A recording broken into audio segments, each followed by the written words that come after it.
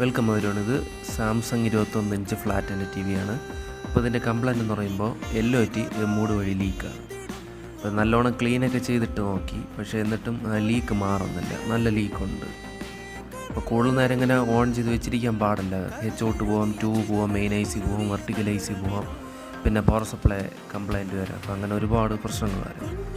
ഇപ്പോൾ പഴയ LOTകളൊക്കെയാണ്, പുതിയ LOT വാങ്ങിച്ച് വെച്ചിട്ടുണ്ട്.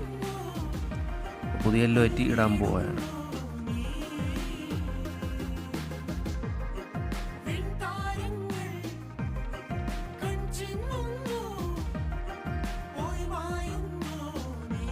പുതിയ LOT ഇട്ടിട്ടുണ്ട്. ഇനി TV ഓൺ ചെയ്ത് നോക്കാം. ഇപ്പോൾ TV ഓൺ ചെയ്തിട്ടുണ്ട്, കറക്റ്റായിട്ട് TV ഓണായി വന്നിട്ടുണ്ട്. അപ്പോൾ വേറെ കംപ്ലയിൻറ്റ്സ് ഒന്നുമില്ല. ഇപ്പോൾ വീഡിയോ ഇഷ്ടപ്പെട്ട വീഡിയോക്ക് ഒരു ലൈക്ക് അടിക്കാനും ചാനലൊന്ന് കയറി സബ്സ്ക്രൈബ് ചെയ്യാനും തൊട്ടടുത്തുള്ള ബെല്ലൈക്കണും കൂടെ ഓൺ ചെയ്ത് വയ്ക്കാനും മറക്കില്ല. അപ്പോൾ താങ്ക് യു ഫോർ വാച്ചിങ്.